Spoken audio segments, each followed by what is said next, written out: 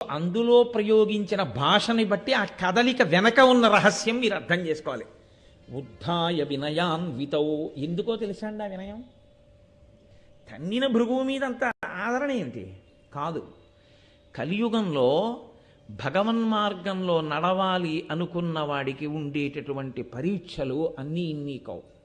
సాధారణంగా భగవన్మార్గంలో నడిచేవాడికి దొరికే మొదటి కితాబ్ ఏమిటో తెలుసా అండి?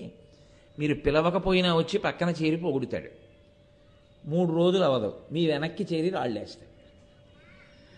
నిన్ను సేవింపక నాపదల్పడమని నిత్యోత్సవం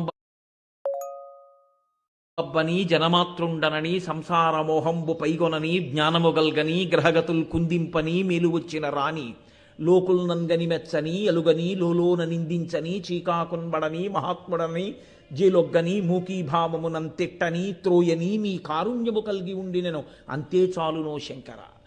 భగవన్మార్గంలో నడవగలిగినటువంటి వాడికి కలియుగంలో గొప్ప ఓర్పు అవసరం. ఆ సహనం లేదనుకోండి, ఆయన ఆ సహనాన్ని కోల్పోయాడు అనుకోండి, ఆ ఓర్పు పోయిందనుకోండి, అసలు కలియుగంలో ఈశ్వరుడి పాదాలు పట్టుకుందాం అనుకున్న వాడికి వచ్చేవన్నీ పరీక్షలే. అసలు కలియుగం అంటేనే ఓర్పు ఉండకపోతే ఎక్కడైనా పడిపోతాడు. అసలు ముందు పడగొట్టేది ఇది, కోపం తెప్పించి పడగొట్టిస్తుంది. కాబట్టి కలియుగంలో ఉండేటటువంటి స్థితిని ఎలా ఎదుర్కొనాలో ఆయన మనకి చూపిస్తున్నాడు. సహనం సహనం సహనం, ఓర్మితో ఉండడమే. నువ్వు తిరగబడి కలియబడి సాధించేది కలియుగంలో కాదు. ఇతర యుగాల్లో అయితే ధనుర్బాణాలు పట్టుకోవచ్చు, చంపేసేయచ్చు. కలియుగంలో వచ్చిన ప్రమాదం ఏమిటో తెలుసా అండి?